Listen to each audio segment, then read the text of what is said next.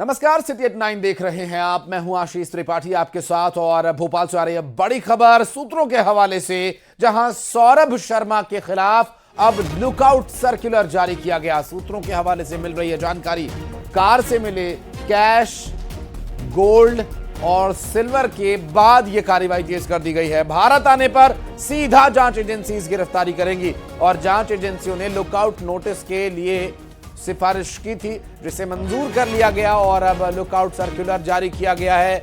सौरभ शर्मा के खिलाफ काले धन के कुबेर की तलाश अब और तेज कर दी गई है। शिकंजा और कस दिया गया है और इस कसे हुए शिकंजे के बीच सौरभ शर्मा जब फंसेगा तो लंबा नपेगा, ऐसा कहना है, ऐसा सूत्रों का मानना है। बहरहाल आने वाले समय में अब देखना होगा कि भारत सौरभ शर्मा कब लौटते हैं और क्या सौरभ शर्मा को लुकआउट सर्कुलर जारी होने की जानकारी मिलने के बाद वो भारत लौट पाएंगे।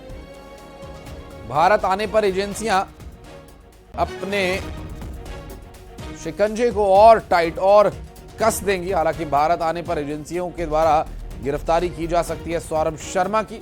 वासु हमारे सहयोगी इस वक्त हमारे साथ मौजूद हैं। वासु, सूत्र बता रहे हैं कि लुकआउट सर्कुलर जारी किया गया है सौरभ शर्मा के खिलाफ।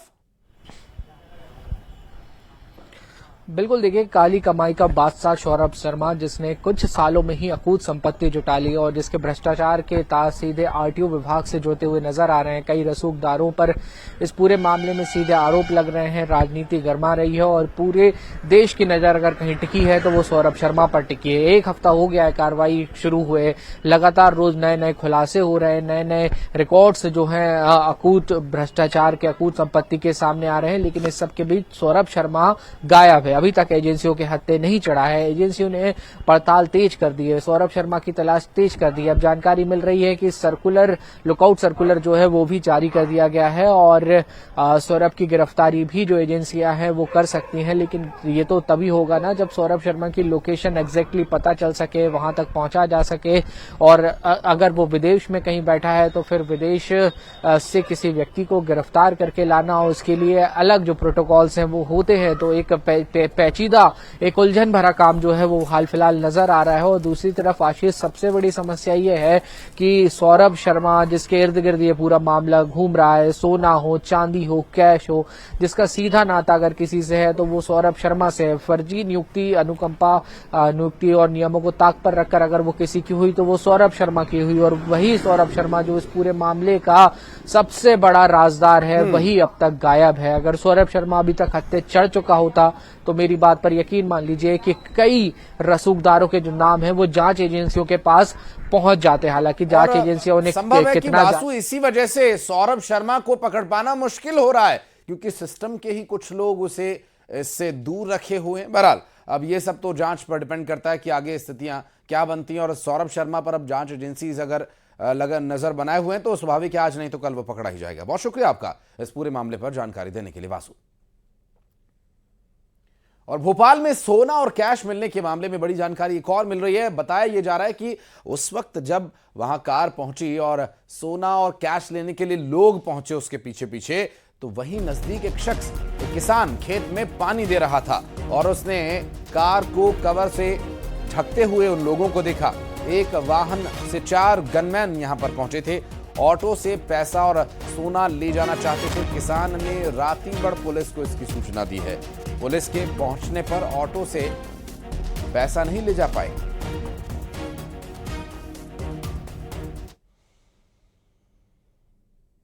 और ग्वालियर से एक बड़ा अपडेट, जसवंत गिल हत्याकांड मामले में सामने आया, जहां शूटर्स की पुलिस को रिमांड मिल गई है। खालिस्तानी शूटर नवजोत सिंह और अनमोल प्रीत की रिमांड मिली है। 7 नवंबर की रात जसवंत की हत्या की वारदात को आरोपियों ने अंजाम दिया था, ऐसा इन पर आरोप है। दरअसल कनाडा निवासी सतपाल सिंह ने सुपारी दी थी। खालिस्तानी आतंकी अर्श डल्ला के ये गुर्गे हैं दोनों शूटर्स, और हत्या के 2 दिन बाद पंजाब पुलिस ने इन्हें गिरफ्तार किया था। सुशील हमारे सहयोगी इस वक्त हमारे साथ जुड़ गए, बात करेंगे उनसे। सुशील, अभी क्या अपडेट मिल पा रहा है? जो कार्रवाई की गई थी, गिरफ्तारी हुई 2 आरोपियों के, इस पर? बिल्कुल, देखिए ग्वालियर के डबरा में 7 नवंबर की रात जसवंत गिल उर्फ सोनी सरदार की हत्या हुई थी। इस हत्याकांड को अंजाम देने वाले पंजाब के 2 शूटर नवजोत और अनमोल प्रीत थे। इन दोनों को हत्या के दूसरे दिन 8 नवंबर को पंजाब पुलिस ने गिरफ्तार कर लिया था वहां की एक हत्या के मामले में, और उस वक्त से पुलिस इनको रिमांड पर लाने का प्रयास कर रही थी ग्वालियर पुलिस, और ग्वालियर पुलिस को इसकी रिमांड मिली। नवजोत और अनमोल प्रीत दोनों शूटरों को डबरा पुलिस रिमांड पर ले चुकी है। पंजाब पुलिस ने भारी सुरक्षा व्यवस्था में दोनों को ग्वालियर पहुंचा है। आपको बता दें कि इन दोनों शूटरों ने जो जसवंत गिल की हत्या की थी, उस हत्या की सुपारी इनको कनाडा में बैठे सतपाल सिंह ने दी थी, जो कि मृतक का ही रिश्तेदार था। और इस सुपारी को लेने वाला खालिस्तानी आतंकी अर्शदीप डल्ला था, और इस अर्शदीप डल्ला के ही 2 शूटर, इन 2 शूटरों ने भारत में आकर इन दोनों की हत्या की थी। और हत्या की घटना के बाद ये दोनों पंजाब भाग गए थे, और उसके बाद पंजाब पुलिस को जब ग्वालियर से सूचना मिली थी तो दोनों को गिरफ्तार कर लिया था। तो अब इन दोनों से पूछताछ होगी। इस हत्याकांड के मामले में और भी खुलासे हो सकते हैं, क्योंकि ये हाई प्रोफाइल मामला था। जसवंत गिल की हत्या हुई थी, और इस हत्या का कनेक्शन जब कनाडा और खालिस्तानी आतंकी से जुड़ा तो निश्चित तौर पर बड़ी घटना थी, और उसी को लेकर अब पुलिस रिमांड पर लेकर आई है। बिल्कुल, बहुत शुक्रिया आपका इस पूरे मामले पर जानकारी देने के लिए सुशील। 5 दिन बीत गए लेकिन श्योपुर के कूनो नेशनल पार्क में चीता वापस नहीं लौटा, और इस बीच शहर की सड़क और एक होटल के पास से चीते के गुजरने का एक वीडियो सामने आया।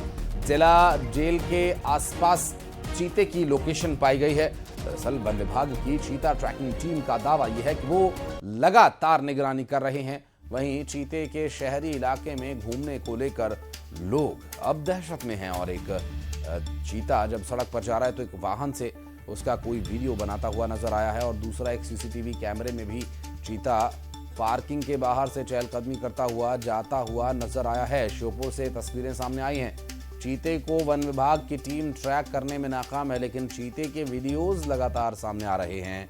ये चीता जो जंगल छोड़ अब शहर की ओर आ गया है, शहर की सड़कों पर चहलकदमी करना उसे पसंद है, आसपास के इलाके में घूमना उसे भा रहा है, और सड़कों पर सरपट दौड़ लगाना या फिर चहलकदमी करना ये चीते की वीडियोस में साफ देखा जा सकता है। एक होटल के पास से वो गुजरता हुआ नजर आया है, और ऐसे में लोगों को इस बात का भय है कि यदि किसी दिन चीते से आमना सामना हो गया तो उस वक्त क्या होगा। हालांकि चीता अमूमन इंसान पर हमला नहीं करता है, लेकिन अपने बचाव के लिए वो ऐसा कर सकता है। चीते की दहशत है लोगों में।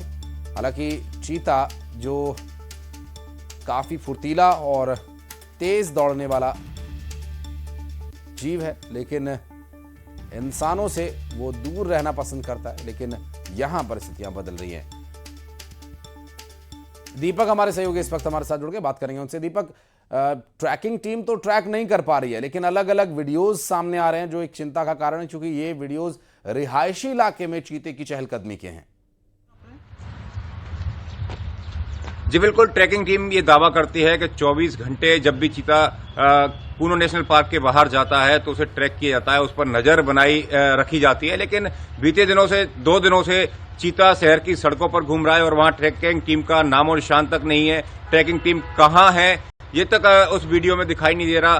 2 दिन लगातार होटल के पास से लेकर कलेक्ट्रेट और दूसरे ऑफिसों के सामने से मेन हाईवे से गुजरते हुए चीता देखा जा रहा है। अभी भी क्रेसर बस्ती के पास में जिला जेल के सामने इसकी लोकेशन बताई जा रही है, और लगातार ट्रैकिंग टीम का दावा है कि 24 घंटे निगरानी रखते हैं। लेकिन चीता जब बाहर आया है, उसकी वीडियो वायरल हुई है, तब इस ट्रैकिंग टीम का नामो निशान तक नहीं दिखा है। ऐसे में लोगों में दहशत का माहौल है, लोग डरे हुए हैं। पिछले 2 दिनों से लगातार लोग डरे हुए हैं। रात के समय लोगों ने बाहर टहलना तक बंद कर दिया है। बच्चों का ये मान लीजिए एक तरह से रात को निकलना एक तरह से बंदी हो गया है, और अब लोगों के द्वारा, क्योंकि चीते ने अगर चीते से आमना सामना हुआ तो निश्चित रूप से अपने बचाव में वो हमला भी कर सकता है, और जरूरी भी है कि वो बाहर न निकले जब तक इस चीते को पकड़ न लिया जाए। दरअसल चीते ने चैलेंज दे दिया है। बहुत शुक्रिया आपका इस